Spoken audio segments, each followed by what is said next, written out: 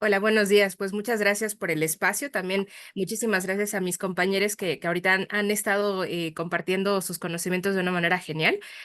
Bueno, justamente, o sea, yo desde hace ya un ratito, pues estoy como estudiando un poquito más acerca de la psicología social de la liberación, porque justamente me parece un enfoque que nos puede ayudar muchísimo justamente bueno, a realmente centrarnos en la persona. Bueno, que de hecho, pues aquí justo uno de los objetivos de, pues justamente de esta ponencia, pues es justamente analizar y rescatar las bases de este tipo de psicología para construir nuevas propuestas de atención en la práctica clínica psicológica que cuestionen y eliminen los diagnósticos patologizantes que comúnmente se les coloca a las personas transbinarias y no binarias, y bueno, no nada más a nosotros, sino también incluso a las personas cis, que bueno, pues están basados en el Manual Diagnóstico y Estadístico de Trastornos Mentales, que es el DSM-5 actualmente, y la Clasificación Internacional de Enfermedades del el CIE-11. Bueno, ese es el pequeño resumen. Y bueno, y es que voy a partir justamente de esta parte de qué es lo que nos dice este modelo médico sobre los problemas de salud mental. Y es que lo pongo aquí entrecomillado porque, bueno, nos podemos referir de muchas maneras a justamente qué es lo que nos sucede en el ámbito de la salud mental.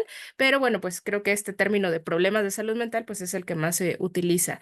Y bueno, pues lo que nos dice justamente este modelo es que pues son enfermedades o patologías en el organismo debidas a un funcionamiento anómalo del cerebro o a un desequilibrio neuroquímico. Y bueno, pues estas ideas han sido adoptadas y bueno, perpetuadas también pues por algunos enfoques psicológicos como por ejemplo el psicoanálisis, ya como lo comentaba una de mis compañeras anteriormente, que bueno, pues sí, desafortunadamente algunos de estos enfoques pues todavía no tienen una visión más amplia. Y bueno, es que también, o sea, ¿a qué nos referimos con patologización? Porque bueno, aquí nada más como una nota mental, no voy como a decir que en todo caso, pues ciertos diagnósticos no existen, no, sino que justamente me voy a abarcar, bueno, voy a abarcar un poquito más acerca de cómo es que ciertos diagnósticos pueden estar utilizados de mala manera. Entonces, en este sentido, o sea, la patologización se refiere pues a tomar ciertas características personales o sociales como indeseables o inadecuadas. O sea, aquí, por ejemplo, puede ser determinadas características corporales o sexuales. O sea, ahí como paréntesis podemos meter hasta incluso algo como que ya conocemos como gordofobia. Pues obviamente también se puede tomar en cuenta las identidades y expresiones de género que no son normativas, conductas, reacciones emocionales, prácticas, hábitos, gestos, también incluso la orientación sexoafectiva, la diversidad corporal o funcional o la salud mental, entre otras. O sea, todas estas características son tomadas entonces como algo que no está bien. Y obviamente, pues claro, ¿no? Estos libros desde la medicina, el DSM-5 y el CIE-11, las han clasificado, investigado, diagnosticado y pues les dan tratamiento. Solo que tenemos un pequeño problema, ¿no? O sea, porque en realidad desde hace ya varios años hay varias críticas a estos manuales, porque, bueno, justamente, o sea, se han hecho varias investigaciones tratando de identificar, o sea, si realmente estos manuales, pues, describen correctamente estos diagnósticos que prescriben, y pues la verdad es que se ha descubierto que para muchos de estos diagnósticos, pues, no se presenta una evidencia suficiente de los marcadores biológicos de estas enfermedades, básicamente, ¿no? Y entonces, pues pueden representar poca confiabilidad respecto al diagnóstico de los supuestos trastornos. Y esto pues lo dicen dos autores, que es Kennis y Lacasse, en diferentes años, porque pues sí se han revisado diferentes experimentos, ¿no? Y como les decía, o sea, esto no es como para entonces satanizar estos manuales, porque pues no, en realidad son de bastante utilidad para muchas otras cosas, pero no son suficientes. Y también, ¿qué nos pasa con el uso de los medicamentos? Y es aquí ya me estoy trasladando un poquitito a la parte de psiquiatría, por ejemplo, que bueno, obviamente también está muy ligada a la salud mental. Resulta que los medicamentos, bueno, sí se han puesto mucho a la venta, pareciera ser que como remedios para solucionar el problema. Sin embargo, pues estas sustancias psicoactivas pues no eliminan la enfermedad de raíz. Y bueno, aquí pues claro, o sea, estaría genial poder revisar un poquito más acerca de la medicina funcional, que precisamente pues nos hace saber que básicamente cualquier situación que no esté funcionando adecuadamente en el organismo tiene una raíz y hay que averiguarla. Y desafortunadamente en la psiquiatría pues en muchas ocasiones no se investiga, o sea, cuál es esa raíz. Y bueno, esto obviamente lo menciona otro autor que su apellido es Moncrief, esto lo dijo desde 2008. Y bueno, pues también aquí otro autor que es Bruno Garate nos dice que si bien estos medicamentos pueden ayudar a las personas a sobrellevar su sufrimiento alterando el proceso de recaptación de sus neurotransmisores en el espacio sináptico, pues varios de estos medicamentos tienen efectos secundarios que pueden llegar a ser mortales en circunstancias especiales y generar problemas de adicción en otros casos. Y, ok, o sea, ¿qué hacemos entonces? Porque, bueno, al menos yo siempre he pensado que la salud mental tiene que ver, por supuesto, con nuestro organismo, pero también con la parte emocional. Entonces, no podemos solamente dejárselo todo a la medicina y a los diagnósticos médicos. Entonces, ok, esto pues ya viene desde el pasado, o sea, ¿cómo se patologizaba a las personas trans entonces en el pasado? Pues resulta que desde la década de 1950, o sea, la identificación con un género distinto al asignado al nacer, y que yo diría que es impuesto porque realmente a nadie se nos pregunta si estamos de acuerdo siendo niñas o niños, pues fue considerada como una enfermedad por el enfoque biomédico.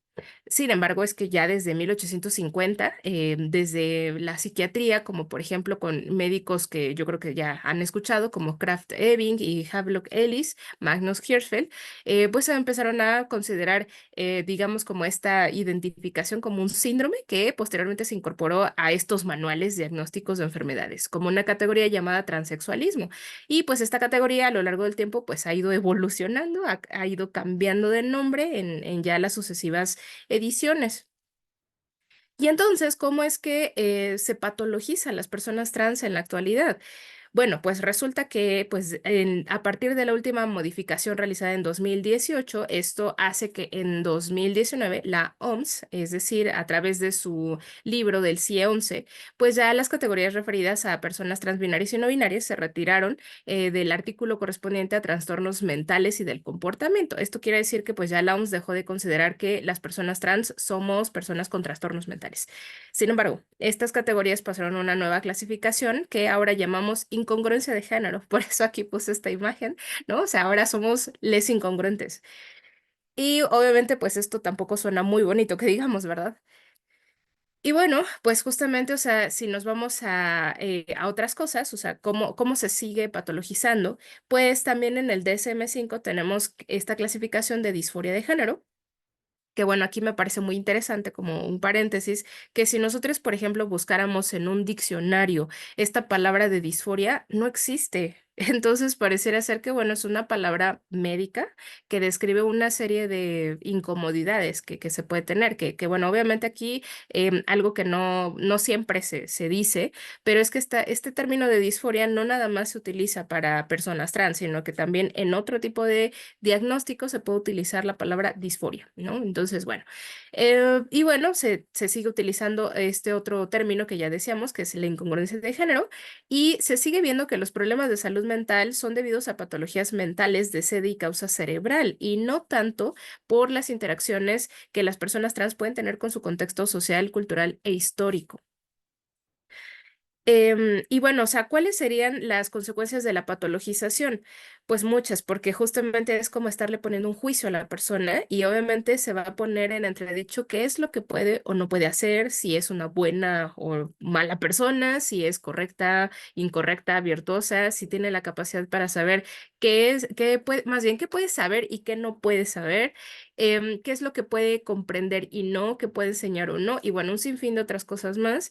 Y obviamente con esta descalificación, porque en el momento en el que le estamos poniendo ya un diagnóstico de este tipo, pues no, la persona no va a recibir la ayuda que realmente necesita y solicita, porque ya estamos pensando que, ah, bueno, es que esta persona tiene tal diagnóstico y entonces yo como profesional de la salud mental pienso que se le debe de dar esto o este es el tratamiento. Y no siempre hay una escucha realmente de la persona.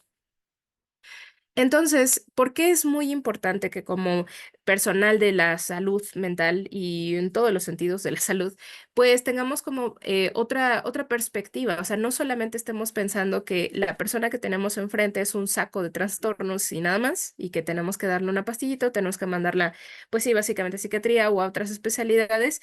Y bueno, o sea, ¿qué es lo que tenemos que hacer para no estar haciendo eso? Bueno, aquí yo les traigo justamente un poco acerca de lo que Martín Baró, que justamente es el creador de la psicología social de la liberación, pues nos trajo. Él era psicólogo, filósofo y sacerdote jesuita en español, que bueno, pues se dedicó la mayor parte de su vida a la investigación de la realidad social y política de El Salvador. Él, de hecho, estuvo trabajando muchísimo en contextos de guerra, de, pues sí, de muchas cuestiones ahí muy complicadas que se dieron. Y pues bueno, obviamente a raíz de toda esta vivencia, pues afirmaba que la psicología pues no puede ser imparcial, porque los problemas psicológicos tienen que ver con la interacción, las circunstancias e historia de una persona que los padece y no solo con defectos internos orgánicos que se tienen que arreglar. Es decir, o sea, aquí lo que nos estaba empezando a decir es que tenemos que ampliar nuestra mirada y dejar simplemente de patologizar. Y pues también nos decía que los problemas psicológicos, más que enfermedades, son formas de relacionarse con el mundo que afectan a una persona, pues la forma en la que piensa, siente y se comporta en sociedad se ven influenciadas por las prácticas socialmente compartidas, los valores y creencias. Sí puede ser que haya ciertas bases orgánicas justamente de, bueno, que no estén funcionando de la mejor manera, pero no es lo único. Eso es lo que nos está tratando de decir. También él afirmó entonces que la salud mental constituye una dimensión de las relaciones entre las personas y grupos, más que un estado individual, aunque esa dimensión se enraice de manera diferente en el organismo de cada uno de los individuos involucrados en estas relaciones, produciendo diversas manifestaciones, o sea, es decir, los síntomas y pues los síndromes, entrecomillado, que vemos en la persona. Entonces, pues para poder ayudar a una persona trans y a cualquier persona, básicamente, es necesario que estemos conscientes de las dificultades estructurales a las cuales se afronta continuamente en un contexto, en este caso, altamente transfóbico y violento. Entonces, miren, estos datos, digo, o sea, yo sé que muchas personas ya los conocen, pero nada más es como un pequeño repaso para entender por qué muchas personas trans, por ejemplo, pueden presentar hiperalerta, reactividad, ira, rechazo a su corporalidad, aislamiento, miedo, depresión, bueno, hasta incluso ciertas cuestiones que se relacionan a la transfobia interiorizada y muchas otras cosas más. ¿Cómo no queremos que presenten este tipo de sintomatología? Si, por ejemplo, México ocupa a nivel internacional el segundo lugar en crímenes de odio, ¿no? Hacia personas trans. O también incluso, o sea, desde la encuesta nacional sobre discriminación, o sea, la ENADIS 2022, 6 de cada 10 personas opinan que los derechos de las personas trans no se respetan en México. Entonces, lo que estoy tratando de decir con todo esto es que en muchas ocasiones, cuando una persona trans viene a nuestro consultorio y nos dice, ok, mira, me siento muy incómodo por tal y tal cuestión, pues no nada más tenemos que pensar en, por ejemplo, ¿no? O sea, esta persona seguramente tiene trastorno límite de la personalidad, se acabó. No, sino hay que empezar a mirar qué es lo que puede estar ocasionando esta serie de incomodidades. Por eso es que también aquí hay que empezar a mirar que un problema psicológico, más que una patología, es un modo anormal de reaccionar frente a una situación normal, o bien una reacción normal frente a una situación anormal. Y es que aquí también hay que considerar que desafortunadamente, al menos en nuestro país y en muchos otros, está sumamente naturalizada y normalizada la violencia. Por lo tanto, justamente se piensa que todas las personas tendríamos que adaptarnos a eso y que no nos tendría por qué afectar en absolutamente nada, pero no somos piedras, somos seres humanos. Entonces, pues nuestra obligación como profesionales de la salud mental sería brindarles a nuestros consultantes trans y a cualquier persona recursos que les permitan cubrir sus necesidades psicoafectivas en su situación actual, ya que no basta con enseñarles técnicas de relajación. Porque me ha tocado en muchas ocasiones como profesional de la salud mental escuchar a mis propias consultantes que han tenido malas experiencias con otras terapeutas que solamente trataban sus problemas con, pues exacto, ¿no? De, pues mira, respira, tranquilízate, para dejar de estar triste, pues ya no estés triste y ya, ¿no? O sea, ya no pienses en lo que te pone triste y listo, ¿no? O sea, ¿cuál es el problema? Y es como, a ver, o sea, no podemos simplemente pensar que con ciertas herramientas muy, pues como muy breves, con eso ya arreglamos el problema. O sea, estamos hablando de que las personas estamos en un sistema, y bueno, con un problema estructural de derechos humanos. Entonces, pues es muy importante, o sea, considerar ese, pues ese panorama que tenemos y empezar a involucrarnos en, con respecto a, ok, ¿qué otras herramientas le puedo dar a mis consultantes para que puedan afrontar esa realidad que es bastante terrible? Y que a veces uno como terapeuta, pues sí, se puede llegar a preguntar, bueno, ¿y qué más puedo hacer? Pero sí, tenemos como muchas más herramientas, o sea, no nada más justamente esto de las técnicas de relajación o de, por ejemplo, enseñarles técnicas de comunicación asertiva, o sea, digo que son muy útiles, por supuesto, y también las técnicas de relajación, pero no es lo único. Y bueno, obviamente también aquí es importante que tengamos un enfoque en el que reforcemos a nuestros consultantes, el que puedan mirar que justamente estas situaciones límite a las que luego en muchas ocasiones se afrontan, pues también les ha permitido desarrollar recursos de los que no eran conscientes y que hasta incluso les ha ayudado a replantearse su existencia de cara a un horizonte nuevo, más realista y humanizador. Porque en muchas ocasiones también tristemente, como que a veces en varios enfoques de la psicología, solamente nos centramos en los problemas, en ver lo que está mal, en lo que no hay, en lo que falta, y no en justamente mirar lo contrario, o sea, qué sí ha habido, qué sí se ha logrado, qué sí se ha alcanzado, ¿no? Justamente como con todas estas cuestiones. Entonces, también las personas son sumamente resilientes. Y bueno, aquí nada más hago como un paréntesis con esta palabra porque pues a veces hasta incluso esta palabra no es la más adecuada porque hasta incluso pues la sacamos de la física. Y más bien yo me iría por la parte de la química. Es decir, o sea, ¿qué es ser resiliente? Ser resiliente es atravesé por situaciones sumamente difíciles que claro que me dejaron heridas, pero en este momento las he cicatrizado. No puedo pretender que si tengo una herida en la piel quede como nueva, porque no va a quedar como nueva. Va a quedar ahí una cicatriz. Y justamente desde la química eso es lo que vemos, por ejemplo, con los metales, ¿no? O sea, ok, a un metal yo lo puedo derretir, le puedo hacer muchas cosas y tal vez pareciera ser en su apariencia que regresa a un estado normal, ¿no? O sea, o digamos como estaba. Pero si lo vemos en su estructura, hay cambios. Igualmente, en nuestros consultantes también hay cambios y no podemos pretender que la gente sane y así como que, ah, bueno, ya no pasó nada, sino, claro que sí, ahí va a estar, o sea, esa cicatriz, pero justamente es una cicatriz que nos permite ver todo lo que avanzamos. Y eso es muy importante también reforzárselo a nuestros consultantes. Y bueno, como conclusiones para ahorita también compartirles otra cosita más, pues es que las formas de afrontamiento de las personas trans ante sus experiencias de vida no son una patología ni tampoco son un problema, son trayectorias vitales posibles, heterogéneas, cambiantes y fluidas, como bien lo dice Colplan, si me sé. ¿Esto qué quiere decir? Que bueno, o sea, tenemos que dejar de ver a la persona, como les decía, como solamente un saco de problemas, sino entender por qué, o sea, desde dónde vienen estos problemas y también maravillarnos viendo las estrategias que los mismos consultantes, pues sí, digamos, se imaginan, crean para poder hacerles frente.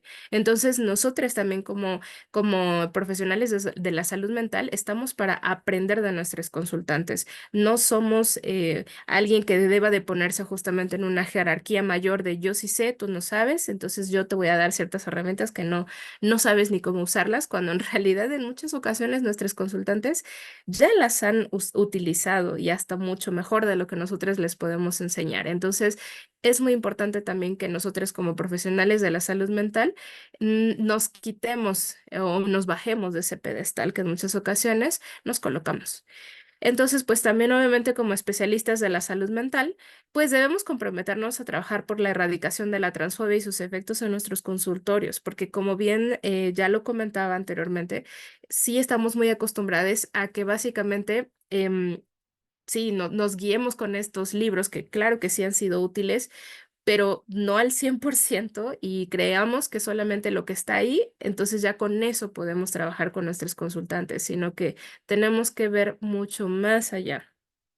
Desafortunadamente, o sea, pues bueno, aquí les comparto un poquito desde de la experiencia personal que he tenido con varios de mis consultantes, porque bueno, aquí solo como paréntesis, pues más o menos como ¿qué les gusta? El 90% de mis consultantes son personas trans y todes, de verdad, o sea, no me ha tocado ni un sole que me haya dicho que ha tenido toda la vida buenas experiencias con terapeutas. En realidad no, desafortunadamente, o sea, he tenido muchos consultantes que vienen diciéndome que la razón por la cual acudieron a terapia, pues no había sido escuchada, que simplemente ya con que el terapeuta escuchara, si es que soy una persona trans, entonces ya todo lo cargaban hacia allá, pero justamente desde esta cuestión patologizante, o sea, diciendo, no, bueno, pues es que entonces esta persona seguramente tiene disforia de género y va a tener una serie de problemas y eso es lo que hay que atender. O sea, no vamos a atender el que, por ejemplo, si esta persona llega a terapia porque